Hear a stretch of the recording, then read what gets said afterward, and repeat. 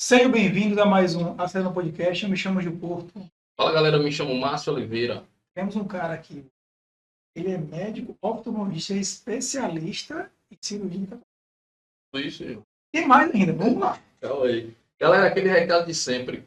Vídeo novo, toda terça-feira, às 19 horas aqui no YouTube. Nosso YouTube é @acelerando podcast. Vai estar passando aqui. É o mesmo lá do Instagram. Quer deixar comentário, quer deixar indicação? Pode deixar aqui no YouTube, pode deixar lá no Instagram. Que a gente vai sentar todo mundo aqui para discutir com o maior carinho, para a gente estar chamando o convidado. Antes, primeiro aqui, né? Recepcionar bem-vindo ao nosso podcast, doutor Hamilton Sampaio. É isso aí. O nome já está preso. Obrigado, Gil. Obrigado, Márcio. Obrigado aí, ouvintes do Acelerando Podcast. Sigam aí, Instagram, YouTube, Acelerando Podcast. Show, homem. O marketing já tem um jeito, você viu que já tem um jeito. Rapaz. É médico, é oftalmologista, é sobre tudo, pô. Show, top. É a potência. Conta para nossa audiência quem é o doutor Hamilton Sampaio. Vamos lá, pessoal. Sou médico, sou oftalmologista, nasci em Feira de Santana. Me mudei com 17 anos para estudar medicina em Salvador, na UFBA. E em 2000 eu fui para São Paulo fazer especialização em oftalmologia na Universidade Estadual Paulista, em Botucatu, interior de São Paulo, que tem as melhores universidades estaduais. Fiquei lá até 2003, voltei para a Feira de Santana e estou atuando na minha cidade natal, graças a Deus. Estou atuando aí nessa área de cirurgia de catarata há 20, 21, 22 anos aproximadamente. Experiência. Agora, doutor, essa opção, primeiramente pela medicina, foi a primeira opção ou tinha algum outro sonho de criança, assim? Quero ser astronauta, jogador de futebol. Pronto, então vamos lá. Eu fiz engenharia química, 2 anos. Porque eu tenho uma dica aí para quem está na dúvida do que fazer. A gente às vezes escolhe a profissão pela matéria que gosta. Eu gostava muito de exatas, matemática, física e química. Então eu tive um pensamento meio lógico e imaturo ao mesmo tempo, né? Eu pensei, já que eu gosto de matemática e física, eu vou fazer engenharia. Já que eu gosto de química, eu vou fazer engenharia química. Parecia lógico para mim naquela época. Eu nem imaginava o que um engenheiro químico fazia. Infelizmente, eu só fui descobrir isso ao longo da faculdade, já no 4º semestre, quando eu fui fazer um trabalho no polo petroquímico. Naquela época estava em alta, inclusive era um dos cursos mais difíceis de passar no vestibular, foi em 91 que eu entrei. Eu descobri que o engenheiro químico era um trabalho meio malucado, assim, ia para o polo, fazia tinha uns experimentos de bancada, assim, de teste, esqueci até o nome. Os componentes químicos, né? Esqueci o nome do local que a gente fazia esses testes. Depois eu lembro. E num desses experimentos explodiu lá uma ampola e caiu na camisa de um colega meu, a camisa dele derreteu, assim. Eu falei, imagina se cai no olho, no rosto. Rapaz, então eu falei, isso não é para mim não. Comecei a repensar a minha vida, falei, comecei a pesquisar mais o que era a vida de um engenheiro e aí, graças a Deus, eu tive tempo de tomar a decisão.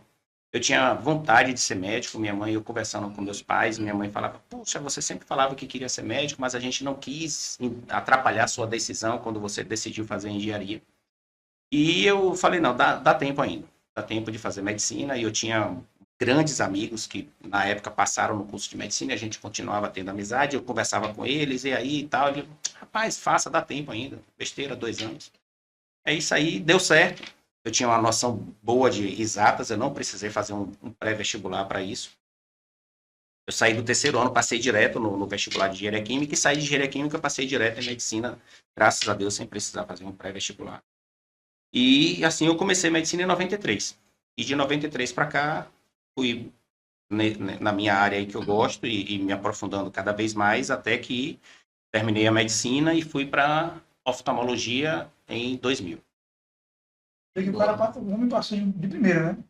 Ganhamos um especialista. Top, Graças a Deus. daqui de fera. Não, né?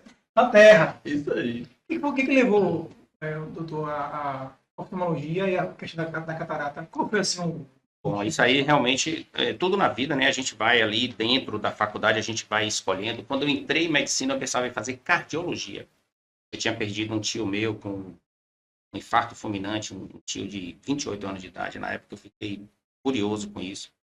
E eu falava, vou fazer medicina, vou fazer cardiologia para tentar descobrir e ninguém mais morrer de infarto, aquele sonho do jovem, né? E, bom, eu ainda gosto muito da medicina como um todo e da área de cardiologia, mas dentro da faculdade eu acabei me empolgando mais com as áreas cirúrgicas. E eu fui visitando cada área cirúrgica em cada momento da faculdade, e foi muito bom que eu só tomei a decisão no final da faculdade, quando eu comecei a frequentar a oftalmologia cirúrgica e comecei a ver os resultados. Eu ficava encantado de ver aquele paciente sair, entrar num dia para operar sem enxergar e já sair no outro dia enxergando. E eu via aquele rosto de felicidade nos pacientes e nos cirurgiões também, nos médicos. E isso me deixou muito empolgado com essa possibilidade de fazer uma área tão nobre, de permitir pessoas voltarem a enxergar com a cirurgia oftalmológica. E assim deu certo. Consegui também de primeira passar na residência médica em São Paulo. E uma vaga bem disputada, eram 7 vagas para o Brasil inteiro. Foram 6 paulistas e 1 de fora de São Paulo. Experiência de lá, daqui naquela época, em 2000, exatamente em 2000. Eu terminei a medicina em 99, no final do ano, e comecei e fiz a prova. Geralmente a prova é do final para o início do ano. E comecei a residência acho que 1º de fevereiro, se eu não me engano, ou final de janeiro, início de fevereiro de 2000. Comecei a residência. Imagina aí, 7 vagas no Brasil. 7 vagas. O Brasil é gigante. Vamos estar no meio. Mas 7 vagas só dessa faculdade. Tem outras faculdades. Cada faculdade tem um número de vagas. Eu fiz prova em várias faculdades, mas dentro dessa, a Unesp, Universidade Estadual Paulista, só tinham 7 vagas. Aí passaram 6 paulistas e 1 baiano. É modesto, eu percebi. Aí tinha vaga em Campinas, eu passei em Campinas, fiz prova em Campinas, São José do Rio Preto, Ribeirão Preto, nas principais de São Paulo.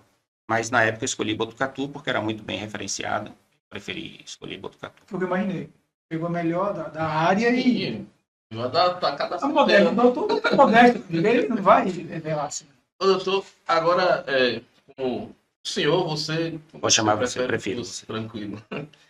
De 2000 para cá, todo esse tratamento, quando começou essa questão do tratamento de catarata, o que é que foi que você enxergou assim que deu aquele maior salto que antigamente a pessoa ficava com medo de achar que ia ficar cego? O que é que foi que mudou na cirurgia oftalmológica, as evoluções, muitas evoluções.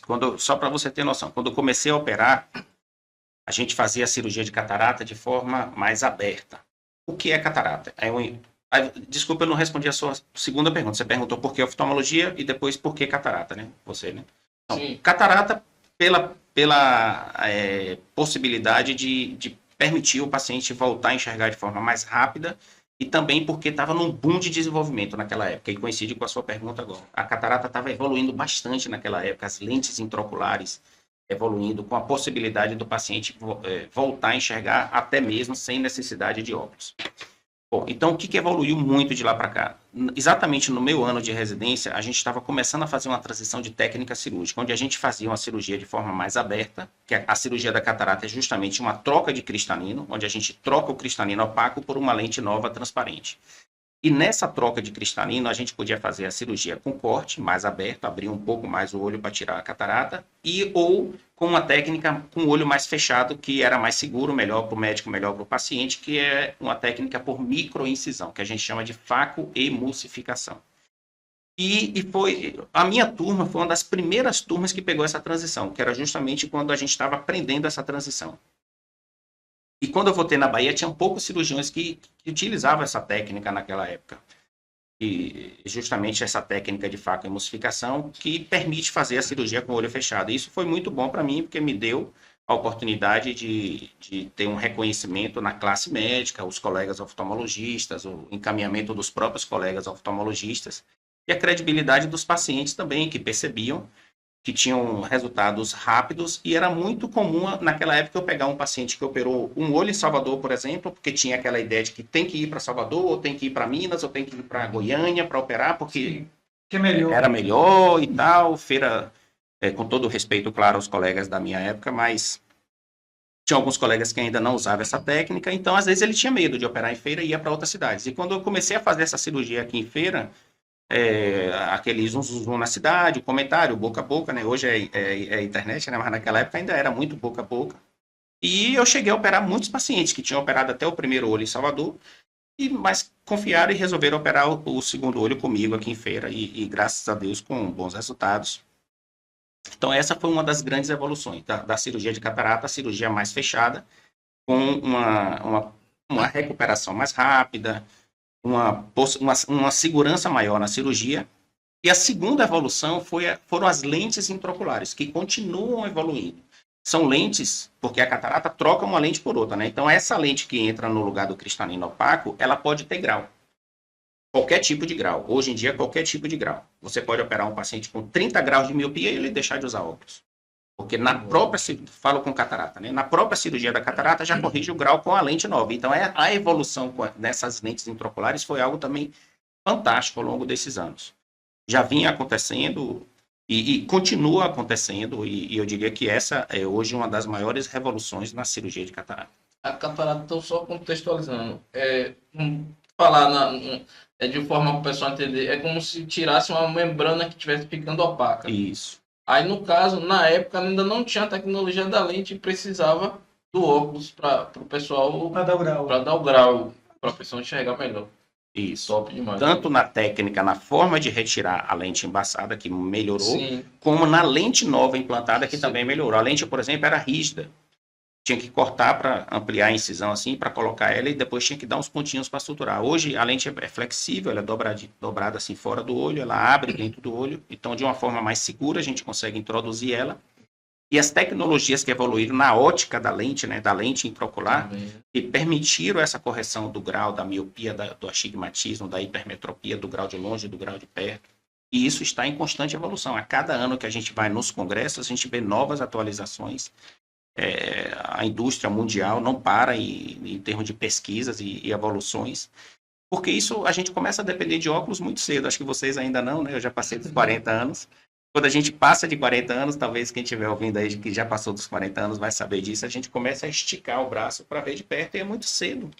A expectativa de vida hoje é muito longa, as pessoas, diria que na metade da vida, né, a expectativa de vida hoje é acima de 80 anos.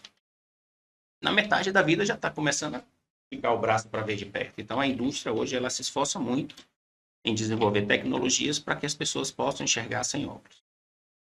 Você viu que o doutor fala tranquilo, um negócio bem complexo, percebeu? Hoje, Você pegou? deixa eu tirar uma dúvida, porque eu sou um cara que gosta de perguntar aquelas coisas que é igual a criança mesmo, gosta de perguntar. Ô, doutor, qual é a textura do olho da gente? Se o senhor consegue pegar, né, para fazer a cirurgia, se parece com o que o olho da gente? Ela não é tão dura como o osso e ela não é tão mole como uma gordura. Ela é uma textura intermediária. O olho é constituído de uma estrutura fibrosa e gelatinosa ao mesmo tempo. Ele é deformável.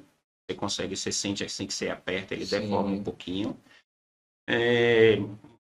Diria assim, vamos comparar talvez com uma borracha. A uva é mais molinha, né? Um músculo mais durinho, talvez. Uma textura assim que não é nem muito dura, nem muito mole.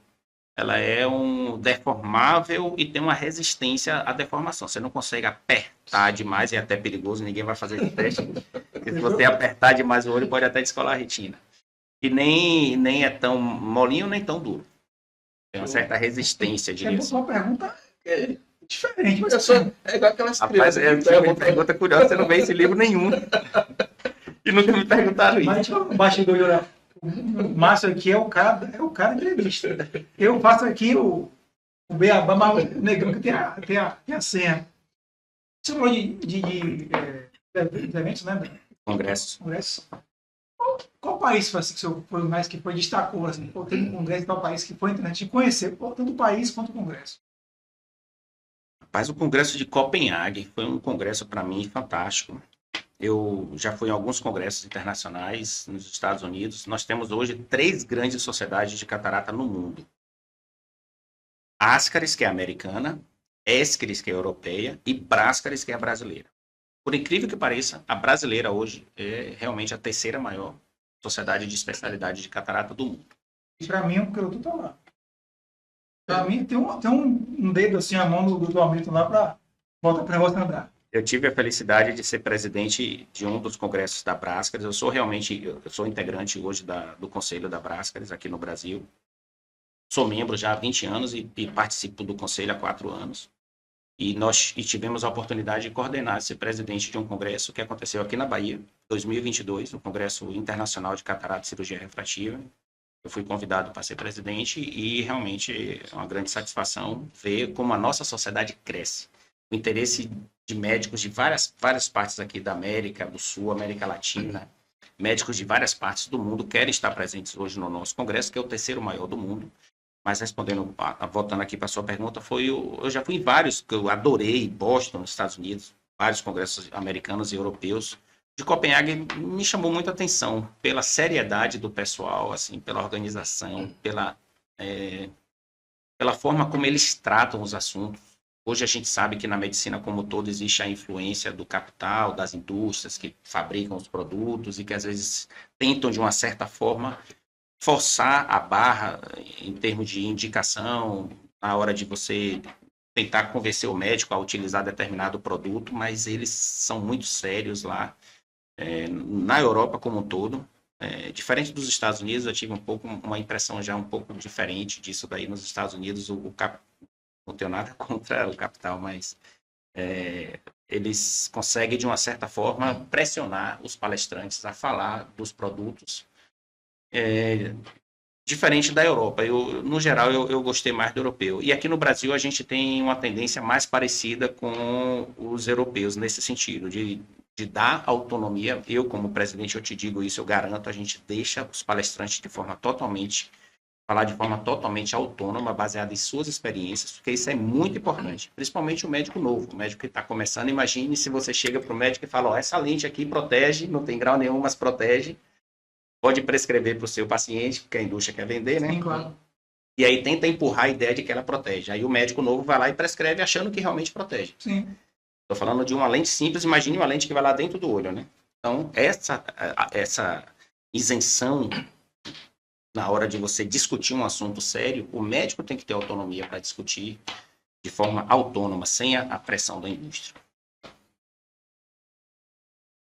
Copenhague, Copenhague só o chocolate. A cidade, como você perguntou, e o local também, fantástica, a cidade fantástica. Tem alguma maneira de prevenir a catarata, de retardar, que a pessoa possa, porventura, ter? Como funciona isso? Tem.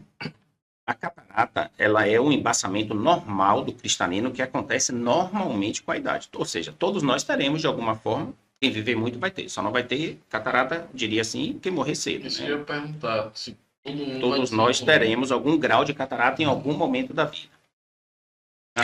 Mas meu avô tem 90 anos de idade, enxerga tudo e nunca operou de catarata. Claro, medicina não é uma ciência exata e pode acontecer. Agora, o tudo para uma pessoa de 90 anos não é o tudo para uma pessoa de 60 anos, que dirige, que usa computador, que precisa de uma visão para longe, para perto. Então, às vezes eu atendo aquele senhorzinho ali de 90 anos que nunca operou. Ele enxerga aqui a visão de perto, mas de longe ele não vê nada. Está tudo embaçado lá para longe. Mas para ele tá bom, ele não dirige, não sai de casa. Então, o que é tudo para ele é o que para ele atende a necessidade dele. Mas ele tem catarata. Só que a impressão do filho é que não precisa operar porque ele enxerga tudo, né? Tudo, entre aspas, né? Mas, para prevenir a catarata, o que a gente pode fazer? A alimentação, em geral. A gente tem uma boa alimentação, hábitos saudáveis, porque o excesso de radicais livres pode acelerar uma catarata, que chegaria talvez com 65, pode chegar com 55. Controle de glicemia, a glicemia fica oscilando demais, mesmo que não é diabético. Pode acelerar uma catarata, que chegaria mais tarde. Então, só para entender melhor, quem come muito doce, Sim, é isso? teoricamente sim, pode. Ou seja, tudo que a gente, hábitos saudáveis que a gente tem, a gente vai ajudar o nosso corpo como um todo, inclusive os nossos olhos. Não só a catarata, como outras partes do olho, a retina, o fundo do olho, que pode sofrer com essas oscilações de glicemia e de radicais livres, tabagismo, o álcool em excesso. Então, tudo que produz radicais livres pode prejudicar os nossos olhos, a nossa saúde como um todo. O excesso de carboidrato, a falta de atividade física, teoricamente sim, pode também. Então, a prática de atividade física, uma alimentação equilibrada, uma vida saudável, Tudo isso pode retardar uma catarata, que chegaria mais tarde, que pode chegar mais cedo se você não se cuidar. Fora isso, uso de corticoides. Isso já é comprovado. Aquelas pessoas que se automedicam, tem uma gripezinha, já toma logo um corticoide. Tem uma alergia, já toma logo um corticoide. Então, o excesso de corticoide acelera sim uma catarata e acelera às vezes até em criança. Já operei criança com catarata pelo uso de corticoide. Então, tem que ter cuidado. Isso é um alerta importante aí para a população. Cuidado com a automedicação. Aquele sprayzinho nasal de corticoide não tem problema? Tem sim. Cuidado, converse com o seu médico. Eu não vou tirar a prescrição de um médico. Se ele já te prescreveu, tudo bem. Mas converse. Se tiver alternativa, é melhor evitar o corticoide. O corticoide serve para algumas coisas, mas faz mal para outras coisas. E para os nossos olhos, ele pode induzir a catarata precoce e glaucoma, que é mais sério ainda, que pode cegar. Fora isso, acidente. Acidente também pode induzir uma catarata precoce. Então, não diria que não é tão fácil prevenir acidente, né? Mas se você puder usar um óculos de proteção, em algum momento, atividade de maior risco de impacto nos olhos. Lembrar, na época junina aqui, a gente tem São João, né? Aqueles fogos, ter cuidado. Bastante. Já atendi pacientes assim, um acidente que desenvolveu uma catarata. Mas, no geral, para a população aí, hábitos saudáveis, alimentação, atividade física e evitar corticoides. Vou fazer uma pergunta aqui. Da sua pegada de pergunta. A curiosidade. Claro. Já teve algum caso, assim, de um paciente, uma pessoa que foi se doutor. E não, que bota uma folha no olho e faz um negócio e bota um óleo e fica bom. Em medidas caseiras. Isso, uma coisa mirabolante. Curandeiro. Demais. Não, mas não vou falar assim. Já teve alguém querendo fazer, né, coisa caseira para poder tratar os olhos da catarata? Como é que foi isso? Depois eu vou ter outra pergunta. Já é extremamente perigoso. Principalmente vegetais. O uso de vegetais no olho, o chá, todo respeito, né? Quem confia, tudo bem. O chá que você ingere ali, você usa via oral, sem excesso. Porque chá em excesso também faz mal, tudo é a dose, né? Pode prejudicar os rins, outras partes do corpo. Mas um chá, uma dosezinha ali, não vai fazer mal, geralmente não, né? Já no olho, você pegar uma planta, macerar, preparar ali um produto e botar no olho, basta às vezes uma dose para você ter uma queimadura violenta. Eu já atendi paciente com uma queimadura violenta no olho, porque usou alguma dessa medida caseira, porque acreditou que alguém falou e foi lá, preparou uma medida caseira, colocou no olho, mas isso é extremamente perigoso, porque a nossa superfície ocular ela é muito sensível, a nossa córnea, esse tecido que fica aqui na frente do olho, ele é muito sensível a uma queimadura química. Então, pode dar uma queimadura química extremamente grave e pode até causar cegueira. Tem que ter muito cuidado. Vai pegar um mato aqui. Macerava. Já pensou? Tá dubando a planta? Agora, pelo que eu entendi, a catarata, quem não tem vai ter. Mesmo que de maneira de grau mais leve. Branda, né? Tem uma. Aqui a bile, né? A vesícula A biliar. vesícula biliar. Tem as amígdalas. As amígdalas da garganta. Eu costumo dizer que essas coisas só têm para dar problema. Porque se tira e você consegue viver sua vida normal. Porque a gente já não nasce sem. Porque a gente não nasceu sem Catarata, sem cristalino. Cristalino. Boa pergunta. Para que serve o nosso cristalino? O nosso cristalino serve para fazer o zoom longe e perto. E ele funciona muito bem até 40 anos. A gente não retira um órgão sem função. A gente retira um órgão, troca na verdade, porque ele perdeu a transparência e talvez ele já tenha perdido a função. Ou seja, a maioria das pessoas que são operadas de catarata são operadas após os 40 anos. Apesar de que catarata pode acontecer em uma criança, um recém-nascido, um adulto jovem, como esse caso que eu falei de uma criança que teve catarata pelo uso de corticoide, ou seja, em qualquer época da vida. Mas você vai tirar um órgão que funciona? Vai ter que tirar porque ele está embaçado, ele perdeu a transparência. Mas qual é a função do cristalino? É o zoom longe e perto. Que vocês ainda têm, que vocês ainda não estão sentindo, estão lendo aí pequenininho, sem óculos, que eu não consigo ler, porque você ainda tem o zoom. Por isso que você não precisa de grau. Então, vocês vão entender isso quando passar de 40 anos. Quando a gente passa de 40 anos, a gente começa a esticar o braço, porque a gente começa a perder o zoom. A gente chama isso de poder de acomodação do cristalino. O nosso cristalino ele tem uma função de fazer uma acomodação longe e perto. Aí, gradativamente, a gente vai perdendo a acomodação do cristalino. Isso ainda não é a catarata. Ou seja, é a função dele que está sendo perdida com o tempo. Perto de 50 anos, praticamente ele não tem mais um.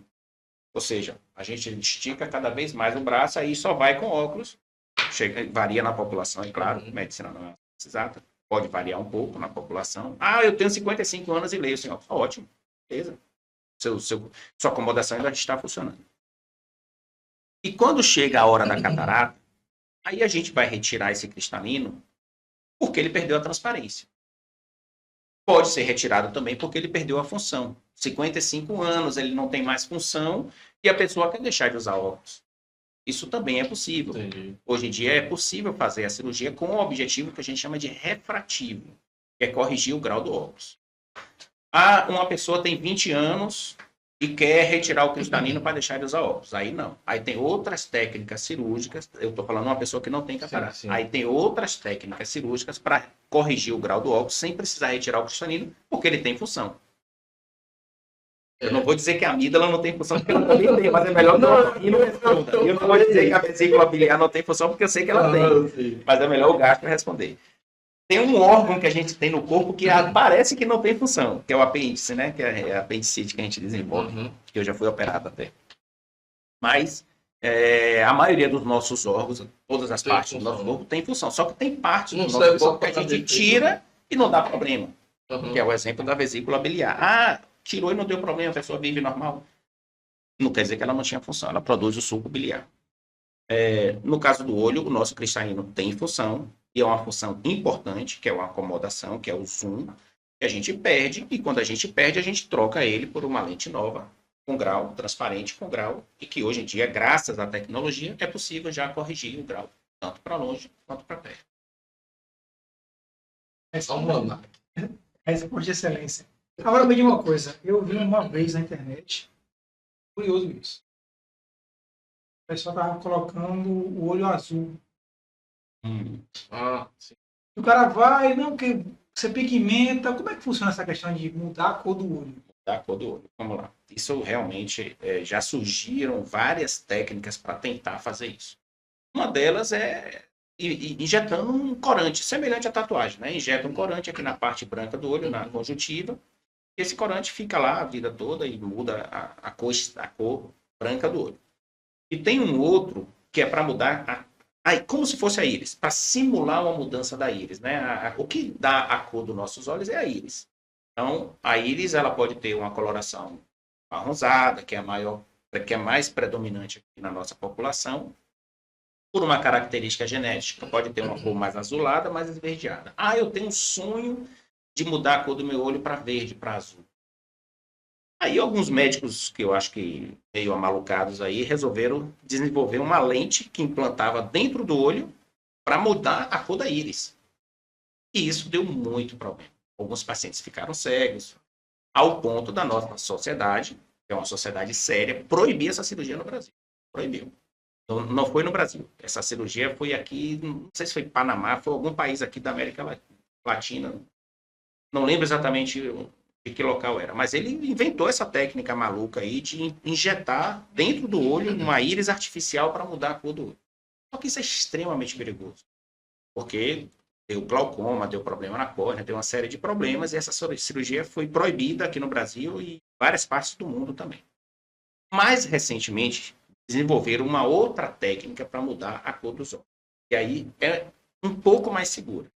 Eu não indico, mas tudo bem, eu tenho que informar porque existe essa técnica, que é na parte mais externa do olho, que a gente chama de córnea. Fazer tipo uma tatuagem mesmo, uma micropigmentação na parte externa do olho, para simular uma mudança na cor da íris.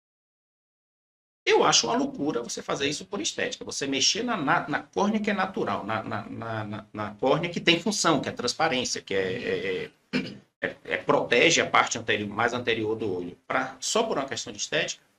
Tudo bem, existe, eu respeito. Quem quiser fazer, aplica um laser na parte externa da córnea e muda a pigmentação e muda a cor da córnea. Aí quem olha por fora pensa que é na íris, mas não é, é na córnea. Inclusive, eu acho horrível. Né, pô? Vejo tanta loucura, velho. Agora, doutor, a gente está falando aqui da questão das lentes, né? E quando alguém vai operar, aí sempre o médico fala, ó, tem essa aqui que é nacional, mas eu indico essa aqui que é importada. Por que a importada é melhor? Porque os planos, na maioria das vezes, os planos oferecem sempre a de menor qualidade, não sei se pode chamar assim. A importada é de uma flexibilidade melhor. O que é que funciona? A gente estava falando das questões do Congresso. É para vender a marca mesmo? Ou a importada é realmente melhor para o paciente e para o profissional? Isso. Então, vamos lá. Mais uma pergunta bem interessante e respondendo de forma bem objetiva. A lente nacional, ela evoluiu bastante. Já foram muito ruins. Eu já explantei e retirei de dentro do olho, só de um fabricante nacional, mais de 100 unidades de lentes que opacificaram depois de algum tempo. Então, criou-se um preconceito de que a lente nacional é ruim. Então, é a primeira distinção, lente nacional e lente importada. Os fabricantes nacionais melhoraram. Realmente, hoje nós temos fabricante no Brasil que fabrica lente de qualidade. Mas em relação à correção do grau, especificamente falando agora da vantagem da lente, não vou chamar tanto de importada, mas uma lente diferenciada que o plano não cobre. Ou seja, uma lente que, além de corrigir a catarata, corrige o grau. O que acontece? Nós temos uma agência reguladora que chama ANS, Agência Nacional de Saúde, que reuniu com os planos de saúde e exigiram que o plano cobrisse uma lente que pelo menos corrigisse a catarata. Já tem, acho que uns 15 anos mais. Ele tinha plano que nem a lente, nem a básica ele queria cobrir. O paciente tinha que pagar a lente básica. Ou seja, você não pode retirar o cristalino e deixar o lugar vazio. Você tem que colocar alguma lente, Sim. por mais simples que seja, até pelo SUS, você tem que colocar uma lente para corrigir a transparência. Ou seja, o que é catarata? É uma perda de transparência. Qual é a função da cirurgia da catarata? Corrigir a transparência. A principal função da cirurgia da catarata não é corrigir o grau, é corrigir a transparência. Ah, mas eu quero aproveitar para corrigir o grau. Tudo bem, é direito seu, mas não é obrigação do plano. A agência entendeu, a ANS, que a obrigação do plano é corrigir a transparência. Toda doença tem um CID, Código Internacional de Doença. O CID da catarata é doença relacionada à transparência do cristalino. Então, a obrigação do plano é corrigir a transparência. E isso chegou-se no consenso. E que o plano era obrigado a cobrir uma lente que corrigisse a transparência. E é direito do paciente dizer, não, mas eu prefiro complementar uma diferença para colocar uma lente que, além de corrigir a transparência, corrige o grau. Aí ele tem o direito, não o dever, o direito de complementar uma diferença para colocar uma lente que, além de corrigir a transparência, corrige. Aí vem a questão. Aí ficou-se aquela tradição de porque é nacional, porque é importada. Não. É porque a função da lente é diferente. Essa lente tem uma função. Essa outra tem outra função. A básica, vamos chamar de lente básica, talvez uma diferenciação em lente premium. Uma lente básica corrige a catarata. Ótimo.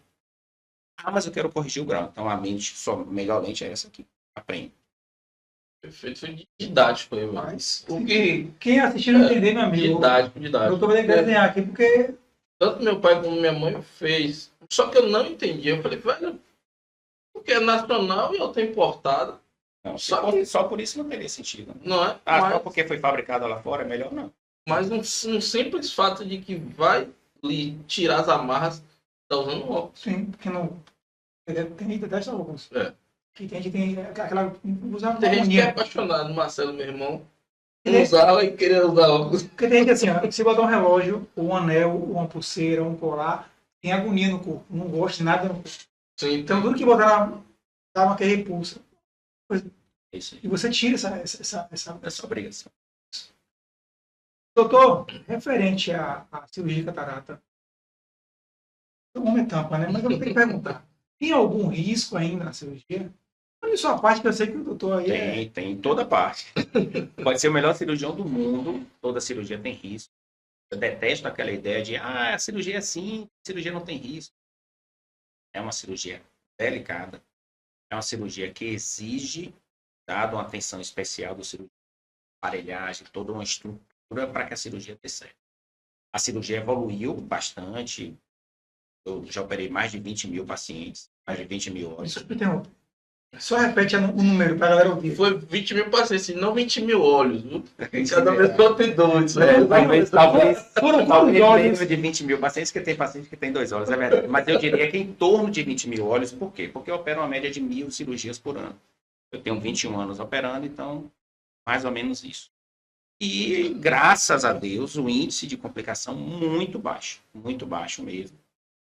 E Feira de Santana é uma cidade que o boca a boca é muito forte, apesar da internet, isso aqui, boca a boca é muito forte. O médico que opera e complica, ele não sobrevive em feira. Em todas as áreas. O médico que opera e acerta um, erra outro, acerta um, erra outro, acerta um, erra outro. Aqui ele não consegue trabalhar. Espanta, né? O cliente em si. O boca a boca vai, zum, tal, não sei o que. Ah, aquele médico, operei, fiquei cego, tal, não sei o que. Então, graças a Deus, eu diria assim, eu e vários colegas, hoje a gente opera com uma segurança muito grande, com resultados muito bons e com índice de complicação muito baixo. 0. É impossível, né? Mas a gente sabe que a gente controla. Com todas essas medidas de segurança, a gente consegue ter um índice de sucesso muito alto, acima de 99%, de segurança na cirurgia. Não é 0, ou seja, o risco não é 0. É uma boa pergunta. É risco 0? Não é. E foi interessante. Hoje, uma paciente de consultório, eu operei ela e a filha dela estava dentro do consultório na hora que ela é nossa funcionária cirúrgica. E ela comentou exatamente isso. Doutor, você não dá uma risada e tal, você é muito sério. Eu falo, na hora da cirurgia, sério mesmo. Porque não dá para ficar ali operando e falando de política, não sei o que lá, aconteceu isso e aquilo. Eu me concentro demais na cirurgia. Eu sou extremamente... É um dia assim... É um dia... Não vou dizer um dia tenso, porque eu gosto do que eu faço, graças a Deus, mas é um dia que exige uma concentração muito grande. Dia cirúrgico, uma concentração muito grande. Estar atento o tempo inteiro a todos os detalhes. E a cirurgia tem uma chance muito grande de dar certo. Eu vou falar esse caso que eu acho interessante também. Uma senhora que me procurou, ela operou um olho e ficou cega no mutirão. E a catarata dela era muito madura. A catarata ela tem estágios, né? Ela passa por estágios de evolução. E foi na pandemia, ela ficou com medo de operar. E como ela tinha ficado cega de um olho, ela não queria operar do segundo olho. Mas esse segundo olho, a catarata dela estava muito avançada. Muito. Uma das cataratas mais duras que eu já operei. E ela foi para o consultório com 3 filhos, desse tamanho assim. Doutor, o senhor garante? Eu falo, não. Não garanto. Eu garanto que se a senhora não operar, a senhora vai perder o restinho de visão que a senhora tem. Isso aí eu não tenho dúvida. Então, o risco é não operar. E se não operar, é pior. Vai perder a visão. A chance de operar e voltar a enxergar é grande. E quanto mais cedo você opera, melhor. A chance é maior ainda. Quanto mais madura a catarata, o risco é maior. Mas ainda existe chance de enxergar. Ela me perguntou mais de 10 vezes. Os filhos também. Eu garantia, eu falava que não. Eu garanto que eu vou me esforçar ao máximo para que a senhora volte a enxergar. Eu garanto que se a senhora não operar, eu lhe digo com certeza, a senhora vai perder essa questão de visão. Bom, assim foi. Ela deitou na mesa de cirurgia, já sedada, assim, cochilando assim, doutor, só garante que eu vou... E foi uma cirurgia extremamente tensa por tudo que estava envolvido, pelo fato dela já ter perdido um olho, e o fato de ser uma catarata muito dura. E foi interessante que esse caso, quem me encaminhou foi até um colega aqui de cidade próxima aqui, porque ele me viu dar uma aula no congresso falando justamente desse tipo de catarata, que é uma técnica específica para uma catarata muito... Eu já fui premiado no congresso com um vídeo e ele viu isso aí. Ele falou, só opere se for com amido. Então, isso já deu uma certa confiança nela. Quando o colega falou, não opere com qualquer um, só opere se for com amido.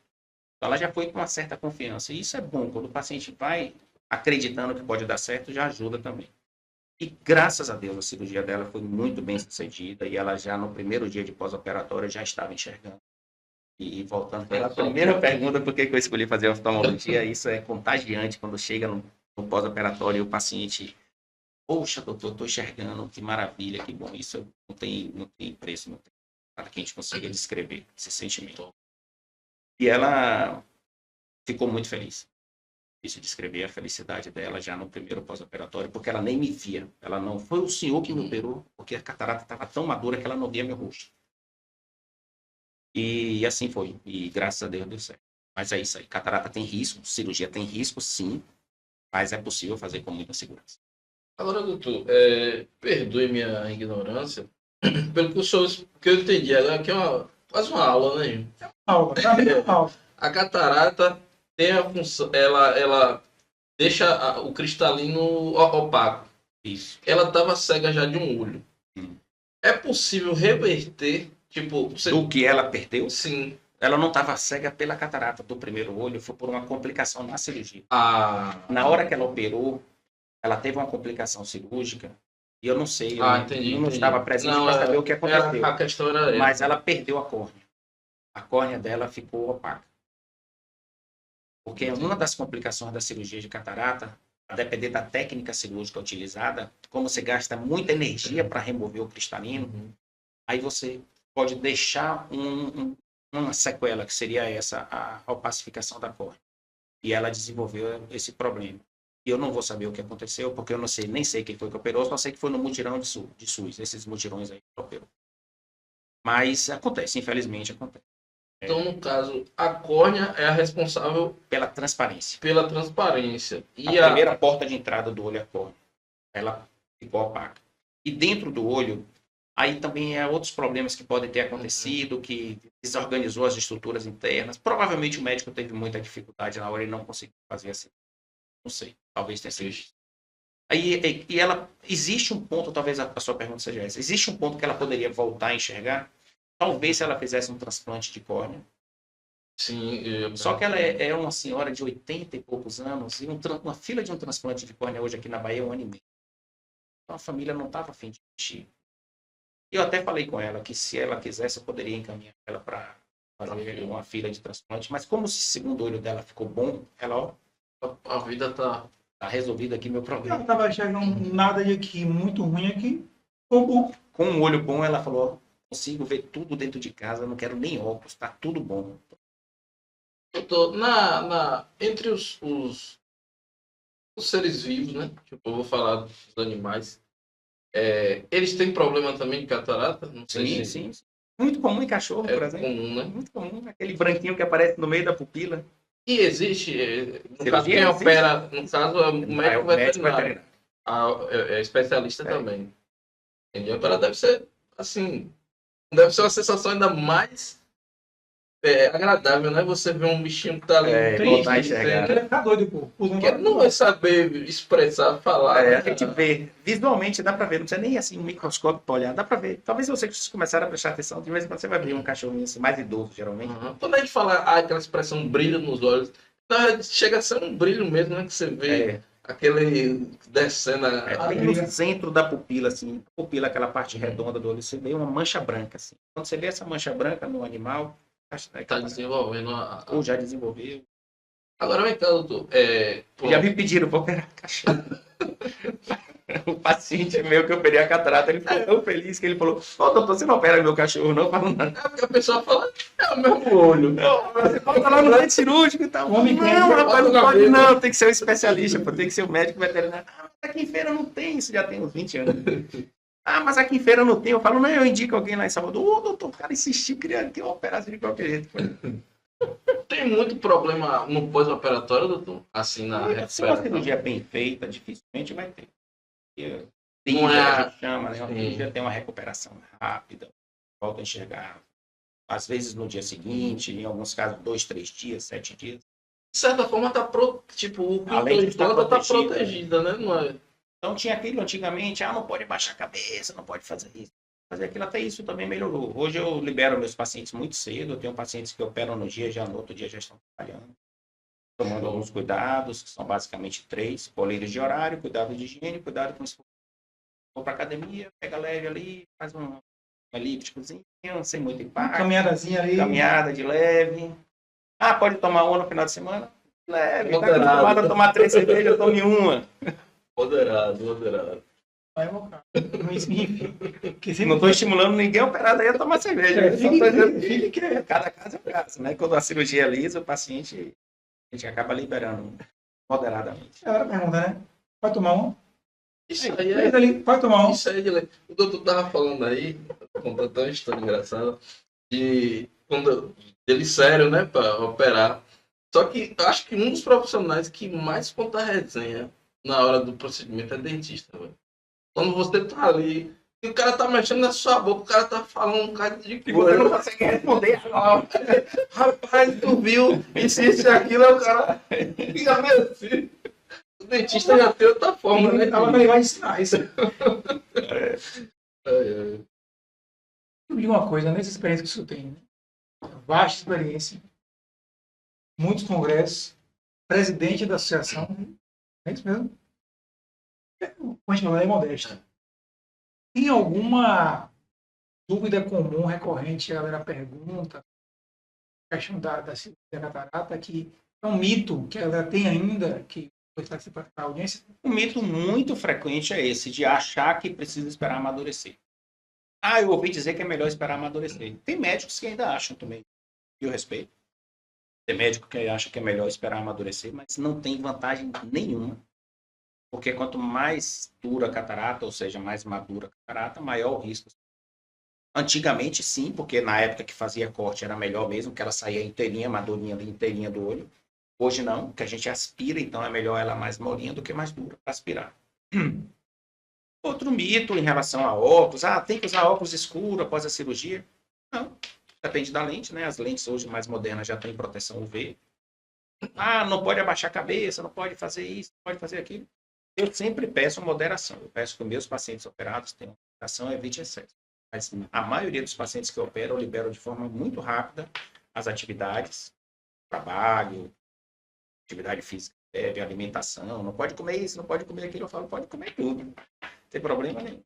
Essa questão que não sei se é de vocês profissionais especialistas que não deixa a pessoa operar os 2 olhos de vez.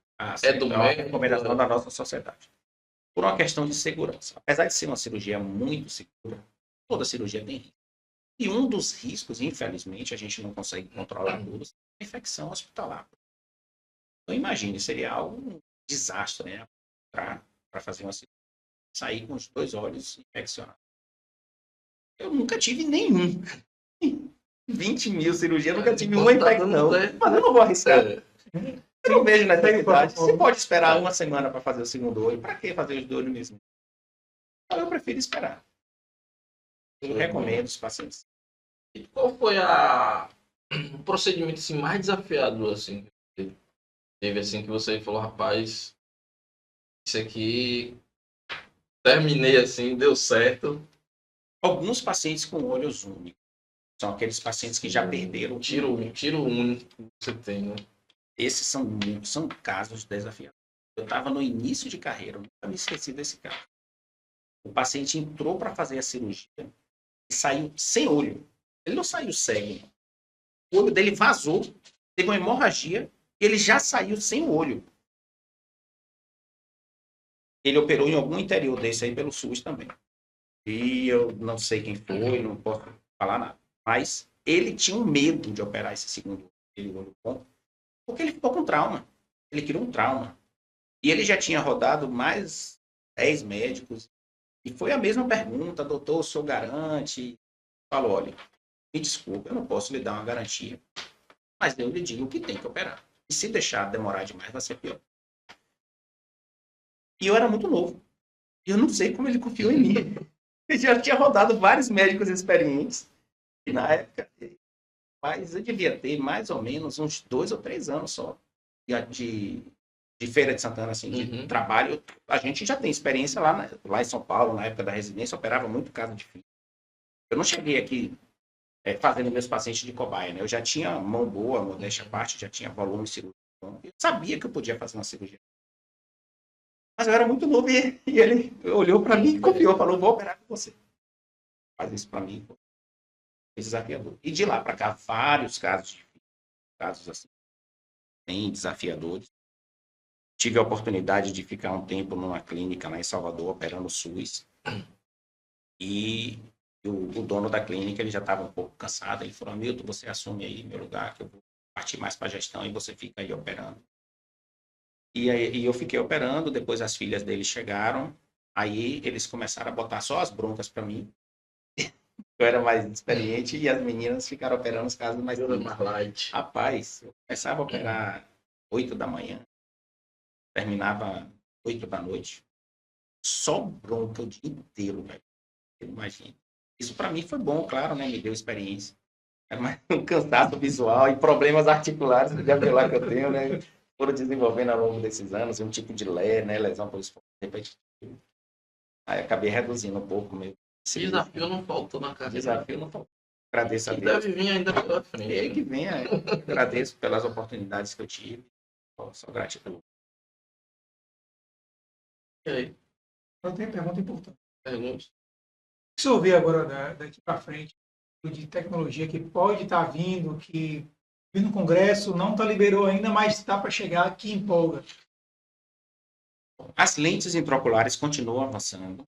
São sempre novidades nos congressos. Aquela reunião que eu estava ontem, tem uma reunião que a gente já está organizando o Congresso de Catarata do ano que vem, em 2025, internacional, em São Paulo. Eu sou um dos membros da comissão. E a gente discute tudo isso aí, né? Quem são os palestrantes internacionais que a gente vai chamar, os nacionais, tudo isso aí a gente discute nas reuniões. Bom, as lentes intraoculares, sem dúvida, são avanços aí que estão para chegar. Tem alguns estudos que estão assim de forma muito ainda fase inicial, sem demonstrar sucesso, que a gente não sabe se realmente vai chegar. Um deles é o olho artificial. Hoje nós já temos córnea artificial, Israel, uma córnea, porque a córnea depende de doador, né?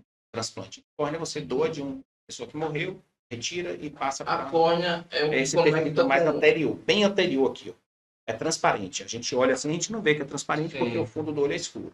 Mas é um tecido transparente. Eu achei que a córnea era aquela parte que a gente vê nos filmes, quando o olho pula, que fica aquela parte vermelhinha que fica pendurada. Olha o globo. Globo ocular. A córnea vem a esclera e o final é o nervo óptico. Aí ela que segura ali o fundo do olho é o nervo óptico. Isso, é. Então a córnea, hoje só existe praticamente transplante de córnea. Sim. No olho, a parte do olho que é transplantada é a córnea. Mas, mais recentemente, foi feito um transplante de globo ocular, ou seja, o globo inteiro foi transplantado. Uma pessoa que, se eu não me engano, foi um choque elétrico, alguma coisa assim, ela perdeu toda essa parte aqui, conseguiu fazer o transplante de toda essa parte, tecido, pele e tal, e conseguiu transplantar um globo ocular, mas não conseguiu fazer esse globo enxergar. É interessante isso. E para que fez? Estética, de uma certa forma. Sim. Conectou os músculos, conectou a vascularização, e foi possível fazer um transplante de globo ocular. Então, com a evolução da ciência, talvez a gente não veja isso, mas talvez consiga interligar o nervo óptico, porque o nervo hoje é um tecido difícil de você conseguir conectar, fazer as ligações. Então, se a ciência evoluir a esse ponto, pode ser que uma pessoa totalmente cega, que perdeu o olho por qualquer motivo, até por um acidente que perdeu o olho total, volte a enxergar. Estou falando de pode ser, mesmo que esteja a longo prazo.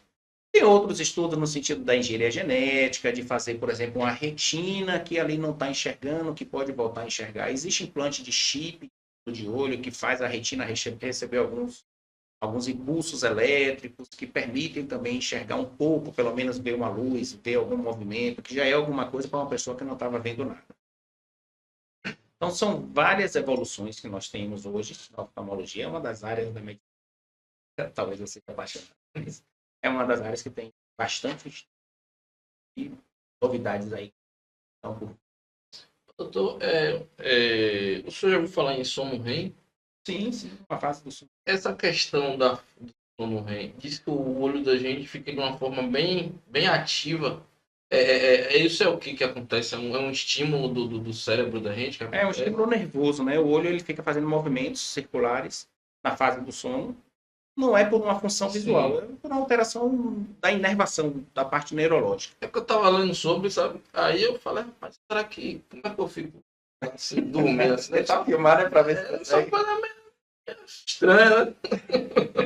Curiosidade boa. E outra coisa que, assim, a gente fecha a nossa pálpebra, mas o olho da gente, sabe? Tipo, não desliga, né? Tá sempre ativo.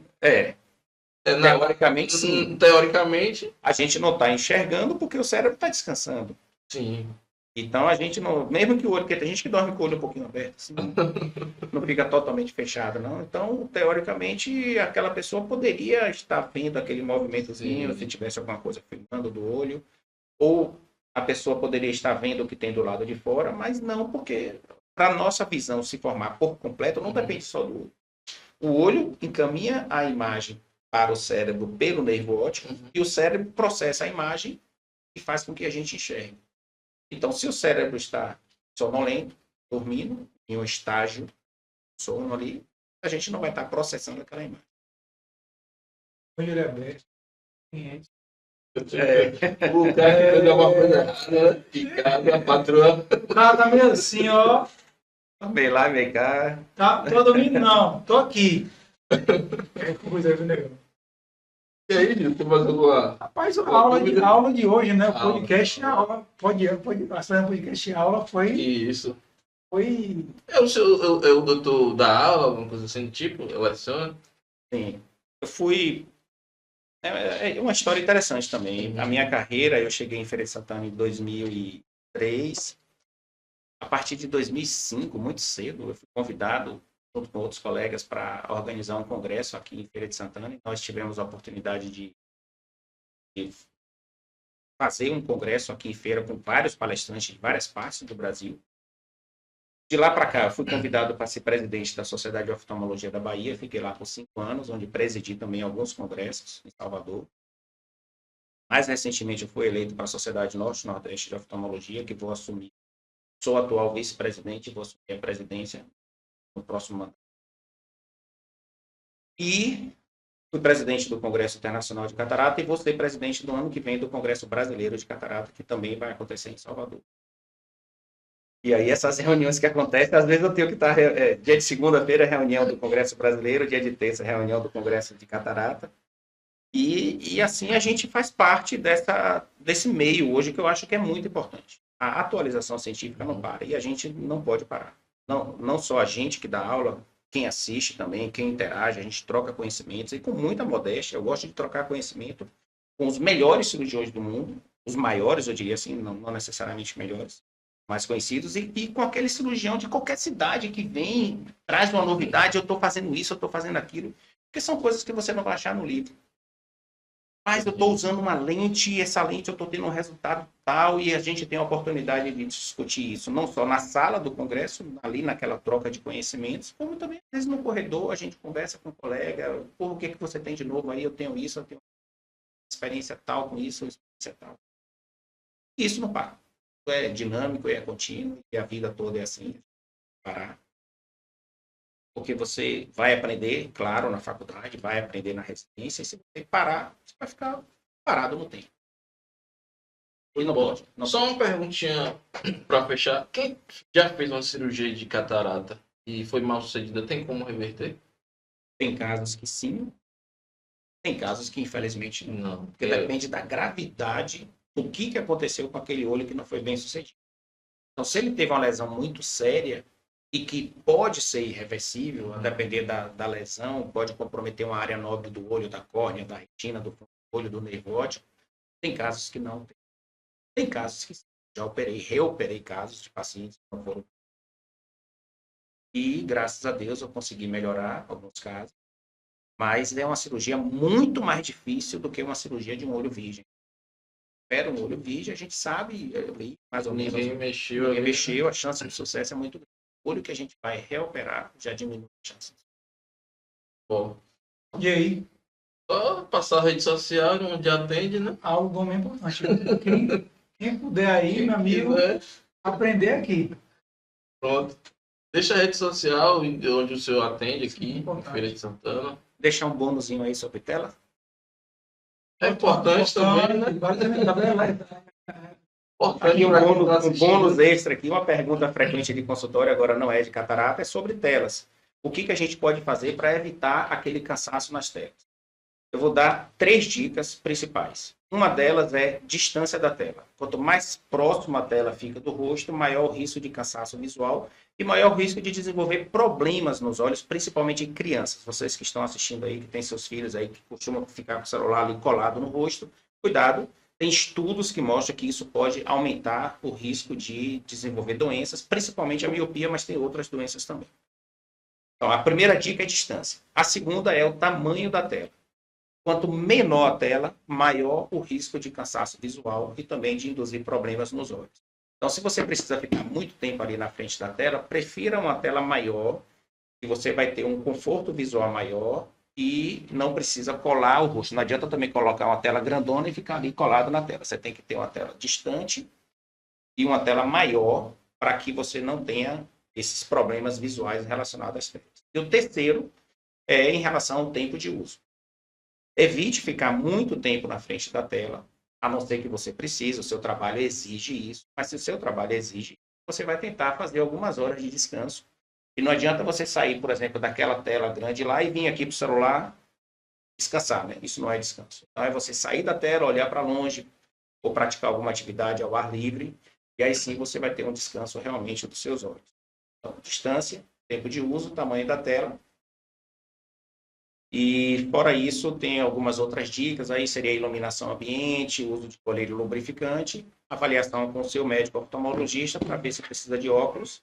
Um óculos 100 graus, teoricamente, não protege as telas, então, um ajuste de distância. Foi um bate-papo aqui no bastidor que basicamente o óculos não protege da tela do celular. Tem grau. E sim. Se você tem grau, tudo bem. Você vai procurar o seu médico oftalmologista para atualizar seu grau, que aí pode te ajudar também a dar um descanso na tela. É isso, as 3 dicas principais aí que o doutor Hamilton, para a galera que usa muito celular, eu trabalho com o celular. Trabalha com tela, gente. Quem quer marcar uma consulta com o doutor? É mais fácil pelo Google, você vai encontrar lá Hamilton com A, Hamilton Sampaio, hamiltonsampaio.com.br, mas se você digitar Hamilton Sampaio, médico, oftalmologista, Feira de Santana, vai encontrar lá meus contatos. Pelo Instagram, DR Hamilton Sampaio, desde todo. Hamilton Sampaio. Mais fácil que vocês encontrem os contatos. Uma modéstia. Mas é isso. Foi muito bom ter você aqui no podcast. Muito conhecimento, muita dúvida, né? Muita curiosidade também que a gente tirou. Mais uma consulta gratuita. Exatamente. Que a gente disponibiliza aqui o pessoal. Muito bom. Gostei.